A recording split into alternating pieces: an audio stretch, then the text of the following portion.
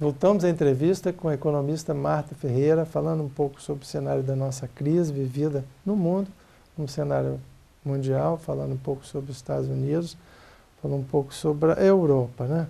Marta, a Europa agora, a bola da vez foi essa discussão aí da Grécia. Parece que isso está colocando a União Europeia e o mundo todo, né, em polvorosa, até por conta dessa posição que foi assumida pelo primeiro-ministro recém-eleito, né, da Grécia, de fazer o plebiscito, e a população fez um plebiscito contrário à permanência na União Europeia, né?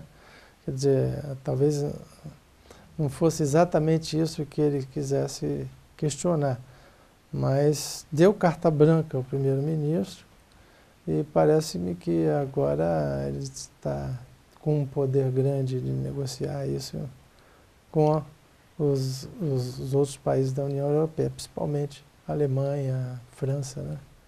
Que são as locomotivas, né? Locomotivas dessa União. Almir, a questão da Grécia, ela só destaca as diferenças dos 28 membros da União Europeia e dos 19 membros da zona do euro, né? Sim. A União Europeia tem 29 países membros, mas aqueles que aderiram ao euro são 19. Bom, as diferenças são brutais. Você tem países como Chipre, numa mesma união com a Alemanha e França.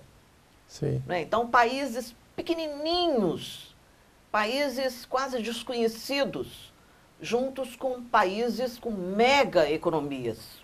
E sem uma coordenação. Não existe uma coordenação única para isso daí. Em oposição a isso, você tem um banco central único, Sim. com regras únicas para países completamente diferentes. Economias diferentes, culturas diferentes, ideologias diferentes, tamanhos diferentes, línguas diferentes, tudo diferente, né? Sim. Então, isso é um problema que ainda não foi resolvido, não se chegou ainda a um consenso. A questão da Grécia é um problema dentro da zona do euro desde que a Grécia entrou. Aqueles países que se submeteram às regras do pacto fiscal já saíram o ano passado da recessão e já tiveram crescimento pequenininho. Portugal, os PIGs, né? Portugal, Irlanda, Espanha, Itália, esses saíram.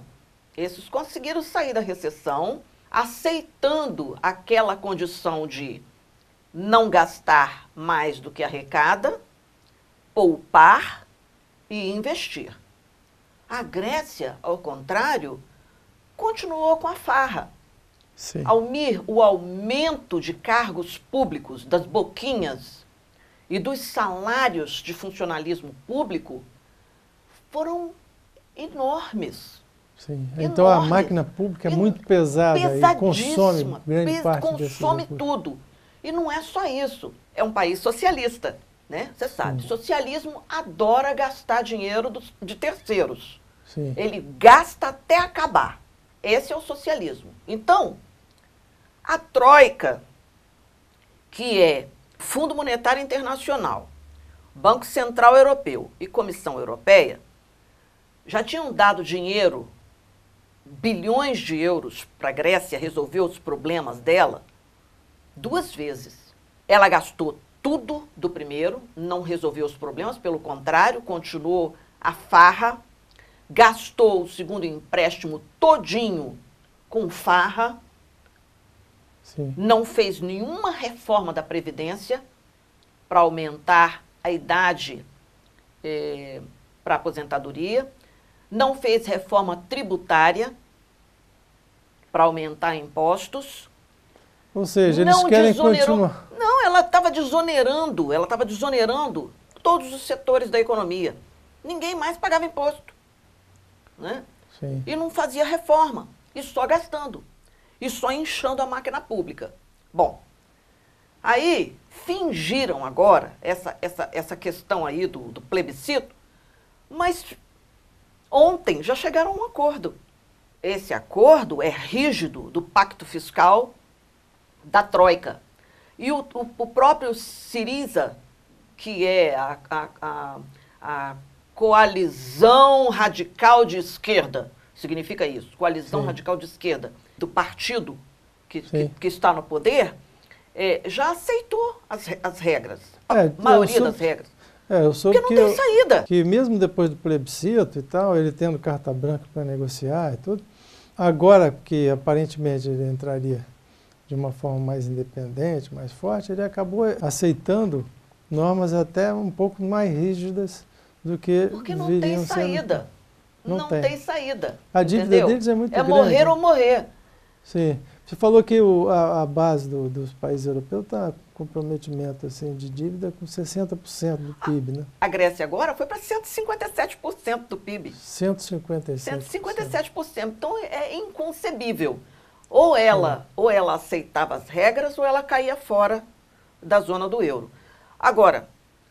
Você acha que, por exemplo, a Grécia seria assim uma Venezuela para a gente comparando assim? Não, eu vou ser mais local. Sim. Nós somos perigosamente parecidos com a Grécia. Nós, o Brasil, somos parecidos, muito perigosamente parecidos com a Grécia. Nós estamos num governo socialista há 12 anos, um fracasso total de A a Z. Nós não temos um único índice. Saúde, educação, segurança, transparência, competitividade, infraestrutura, inflação. Nós não temos um único índice sob controle. Todos eles estão no final da rabeira de qualquer ranking mundial. Se você pegar os 134 países que sempre estão sendo monitorados, o Brasil está sempre vice-líder, né? Lá no finalzinho. Sim. Entendeu? Então, isso é um perigo. O dado que sempre foi comemorado pelo governo foi a inclusão, né? De pessoas na classe do consumidor. Eu morro de rir com isso, porque, na verdade, o que aconteceu foi que eles inventaram uma nova tabela, uma nova classe. Porque você dizer para mim que uma pessoa que ganha um pouco mais de R$ 2.500 é rico, porque classe média para o PT é quem está aí entre R$ 1.000 e R$ 1.500 ao mês. Isso não é classe média. Sim. E quem é rico é porque ganha acima de R$ 2.500. Renda familiar. Renda familiar.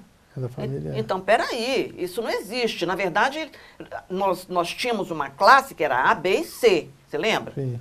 Depois ele passou para A, B, C, D, E e já tem classe F. Sim. E, na verdade, o que aconteceu?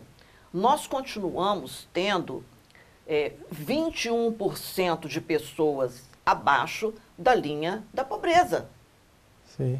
Entendeu? Isso de acordo com instituições com credibilidade.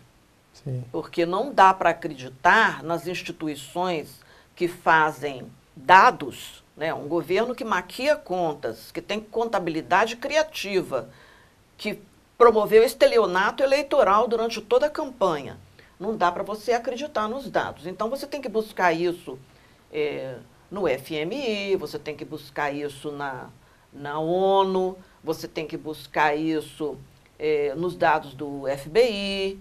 Tem várias tabelas espalhadas aí pela internet que são muito mais confiáveis, né? Mas a questão do Brasil hoje, em relação à Grécia, você veja bem, a Grécia por si só não traz nenhum risco para o Brasil.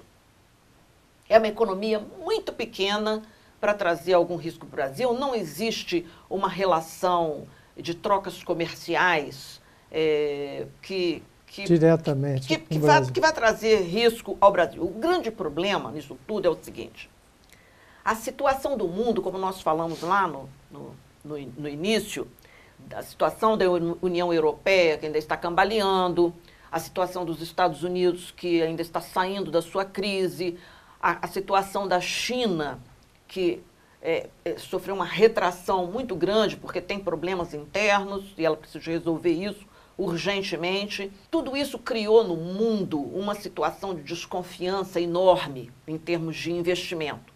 Todos os investidores mundiais estão com um pé atrás. Então você imagina, o Brasil, com índices socioeconômicos horríveis, com uma situação de iminência de impeachment presidencial, uma situação de ordem econômica péssima, fracassada, uma situação de crise política aguda, uma situação em que todo santo dia o Brasil amanhece com uma manchete de corrupção.